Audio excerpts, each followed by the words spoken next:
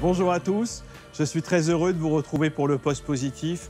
En cette période de nouvelle année, nous sommes nombreux à prendre des nouvelles résolutions.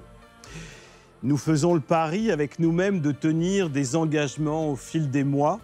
Sommes-nous toujours en capacité de tenir notre promesse? Je vous propose de nous inspirer d'une citation d'un écrivain du XVIIe siècle.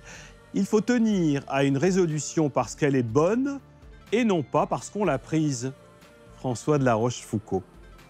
Cela signifie que de s'imposer, de tenir une décision, c'est se mettre une pression forte et d'emblée prendre le risque de franchir cet interdit trop difficile. L'enjeu est davantage de se faire une promesse cohérente avec soi en se regardant face au miroir. Rien ne sert de se mentir.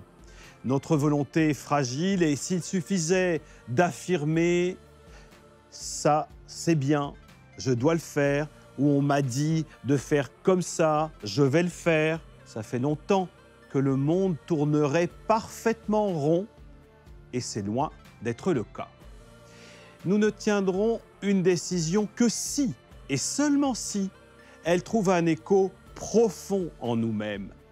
Que si c'est vraiment ce qu'il nous faut, alors là, notre cerveau va faire en sorte de mettre en œuvre un ajustement qui nous sera bénéfique. On ne lui raconte pas de bêtises.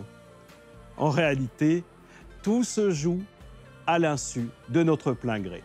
Souvenez-vous, vous fumiez trop et vous avez arrêté 6 mois, c'est chouette. Vous étiez fiers de vous et puis vous avez rallumé une cigarette, pas grave. Vous pouvez relancer votre engagement et cette fois-ci ne prendre que 5 cigarettes par jour. Que ce soit la cigarette ou tout autre comportement ou addiction qui vous semble toxique, cela demande un peu de travail. Et les TCC, les thérapies cognito-comportementales peuvent vous aider. Prenez soin de votre santé mentale. Les maladies psychiques sont des maladies comme les autres. N'attendez pas au besoin pour consulter un psy et vous faire aider. Il n'y a pas de tabou. Dédicaçons ce Post Positif à tous les bénévoles écoutants de chez Nightline France. C'est un service d'écoute nocturne par et pour des étudiants. Au revoir et à la semaine prochaine.